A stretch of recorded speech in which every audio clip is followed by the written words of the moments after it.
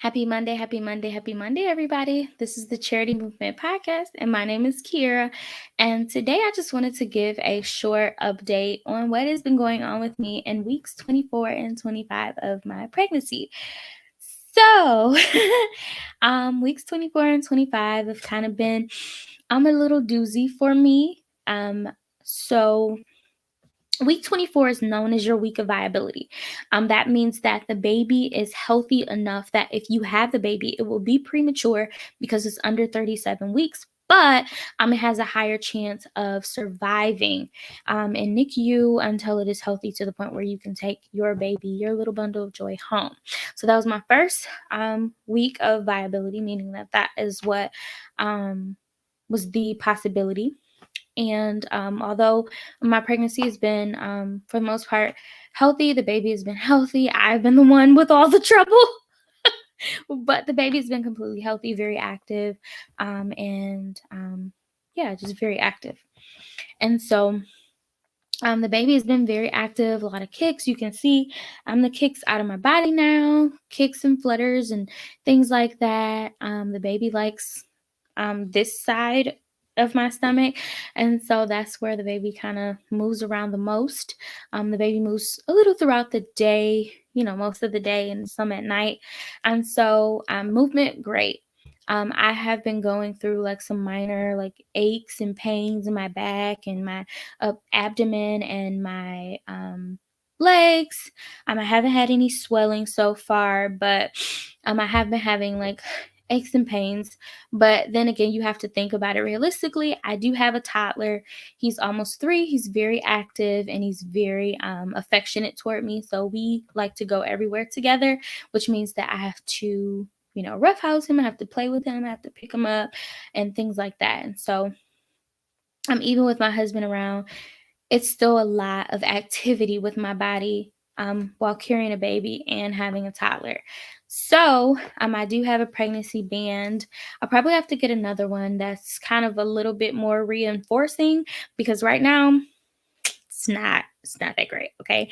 But yes, it's pretty difficult, to be honest, with having a toddler and being pregnant, not because like my son is like busy or anything, but I just like to be super involved. I like running around with him. I like being at the park with him. And because it's summertime, it's hot, and I'm pregnant, it makes it very uncomfortable for me. And then I feel bad. Okay. So I'm going through an immense amount of mommy guilt because I want to be more involved and more active. And sometimes I just can't be because I'm so tired or exhausted or I'm having aches and pains. Okay. So the only thing that I can really use for that is Tylenol or, a lukewarm shower or things like that. And so the other thing that I've been dealing with is, of course, like heightened levels of urination. I have to use the bathroom all the time. I try to walk around as much as possible to stay active and things like that. I still have nausea. I still don't like eating a lot of things because they make me sick. My fruit choices are limited because everything makes me nauseous. Food makes me nauseous in general, so I just have to pick and choose what I'm gonna eat and what I'm gonna take. you know. I do limit my caffeine and I make sure that I'm good with all of that. So yeah, I have been dealing with some headaches, and that's pretty natural with your second trimester. You have headaches, you have excuse me, some minor cramping sometimes. But when it started to become like consistent or a little bit more consistent, I had no like fluids or anything. But I just had to kind of take a step back, and I did contact my doula. My doula and I discussed about, how I was putting, some kind of stress on my body. And it was because I was doing so much. I was doing so many things. I was planning so many things. I was working, doing a whole bunch of events. And so God really built a huge village around me. And I just want to stop this time to really tell you that if you have a village of people that are invested in the life of your children, if you have a village that is invested in the life of your family, you really do need to take advantage of it. If you have the means to do or to allow somebody else to help you and do those things for you that you can't do for yourself, I would say do it, because I was starting to become very exhausted with all the things that I was doing over the course of the last few weeks, that I just had to call my cleaning service and to come and clean the rooms that I couldn't do in my house because I was so tired.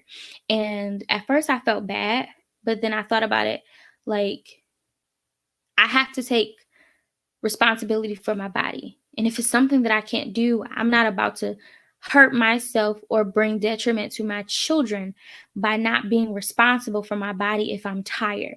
And so I made that decision to call the service, and they came out the next day and just made sure I was taken care of. And it took a huge load off of my shoulders, because I just like my house a certain way, especially when people come to visit, especially when I have to cook. I just want it to be a place that is peaceful and that is restful for my husband and for my son and for my family that comes to visit. And the second thing is, I started feeling so overwhelmed, so sad, so upset, so frustrated that I started to cry. And I realized that I might have needed a little bit of time to myself. And it's quite difficult, or it's just complicated when you are pregnant and you have a toddler, and then you have a husband that is in corporate America and he has to travel for his job. And I never complain because I love my husband's job. I love what he does, and I support him in everything that he does, and he supports me the same. And so when he has to travel, I'm here holding down the fort, making sure I still work, and Titus goes to school, and I'm making sure everything is done with the house.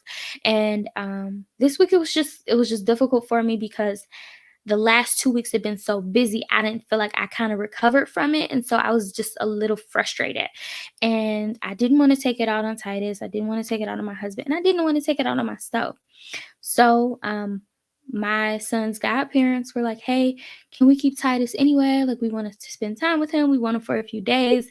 And it was kind of like it was the Lord. It was the Lord already putting a bug in my ear that I really just needed to give someone else the responsibility or the gift of spending time with Titus. I think a lot of times we feel mommy guilt because we need time to ourselves. And I think a lot of times our minds will say, well, you don't deserve to spend time with yourself because these are your kids. But no, they're not just my kids. Like, they're not just my kids.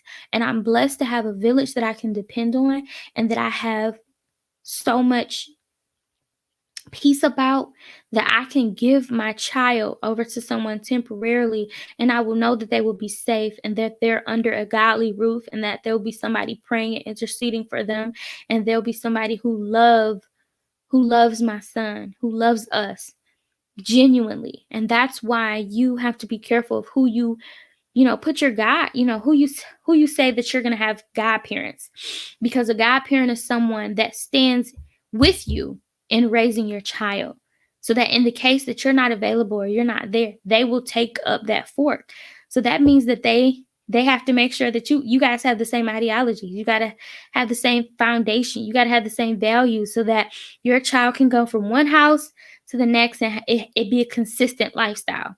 And so I thank God for my son's godparents, because they really, really helped me to take some time out for me and to rest and to do the things that I needed to do, and to record videos, and to really just get back to a peaceful mindset, to where I could really get in touch with my body, and even I can get a massage and take some time out for Kiera.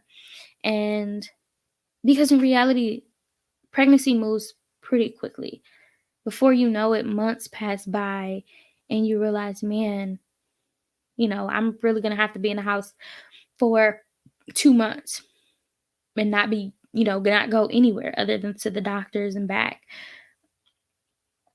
And so you have to do as much as you can and enjoy life and where you are right now, because once that baby is outside of your body, everything changes. And so you have to be ready for those changes, and you have to be comfortable with it. And I am becoming comfortable with the fact that I'm going to have 2 children. I'm happy about that. And I have to know that, um, I still need time for me. I still need time for my husband. I still need time for us and our marriage. I still need time for Titus. I still need time for Kendrick. All of those variables are important in my life, and I have to embrace each one of them equally. And I realize that some of us, when we become moms, we neglect us because we put more responsibility on other things. But if you are not okay, your children won't be okay. Your husband won't be okay. Your home won't be a place of peace because you, my friend, will be frustrated. And then you'll be mad at everybody else when the problem is in you. It's just that you are not taking time out for you. And so I've been taking time out for me, just really trying to take care of myself, really paying attention to what I need. And God has really been speaking to me and helping me and just interceding with me on all of those things. And so those are the things that have really been happening during these 2 weeks. Just being tired, you know, trying to get my energy. I'm trying to be consistent and taking care of myself, trying to drink all of my water, trying to take care of my body, um, trying not to overthink about things, especially when, this month is the month that, um, we lost our baby in last year. And so, that's always something that's in the back of our minds, but we're not going to let the enemy diminish this huge blessing that God has given us and the dreams that we've had about this child. And so I'm looking forward to having 2 babies running around my house. I'm looking forward to twice as many cars and construction equipment on my living room and family room floors. I'm looking forward to um, that life. I'm looking forward to having 3 males in my house. So I'm happy. And I hope that this update helped you in some type of way. I hope that it gave you some insight on um, the real life of being pregnant, the real life of being a mom, the real life of being a wife, so that you will have a knowledgeable understanding of what this is. This is life. Every day is not cute. I thought that when I got pregnant again, I was going to be fashionable every day. I thought I was just going to be so cute. Okay. Not that I'm not cute, I know that I'm cute, but I thought that I was going to be like fashionably cute, throughout this entire time, not, not. Okay. I'm too tired. I'm too nauseous. I thought the nausea was gonna be over by now. No, no, it's not. Okay, and I'm gonna be content about that. And then another thing that's happening with this through these 2 weeks, my stomach's itching like crazy. Okay, and I'm trying not to itch it because I know that itching heightens your possibilities for stretch marks. But at this point, I really don't care. Okay, I'll be Tony the Tiger, okay? Because it itches. But I'm trying not to itch. I got my pregnancy belly oil and stuff like that. But come on now. Somebody give me some suggestions for how not to scratch my stomach, okay? Because it's not working, okay? But anyway, I hope this video did something for you. I hope it gave you something. Encouragement, laughter, entertainment, knowledge, insight. I don't know. Um, Make sure that you say a prayer for some mother that you know, some pregnant mama that you know. Make sure you say a prayer for even those mothers that have lost their children, that are grieving, that are trying to move forward, that are trying to be positive, and that are trying to dream again for another one. I hope that God honors their prayers, and I hope that God honors your prayers. And remember that the only one stopping you is you. Make sure to subscribe to the Charity Movement podcast on all streaming platforms, as well as subscribing and clicking on a notification bell for the Charity Movement YouTube page, YouTube channel, the Charity Movement YouTube channel. Make sure that you like this video, make sure that you comment, make sure that you share it with somebody else that you know, so that it will encourage, empower, and uplift you, to know that you're not alone. You're not alone in this journey. You're not alone in life. And that if nobody else is praying for you, I am praying for you. Okay. I love you and see you soon.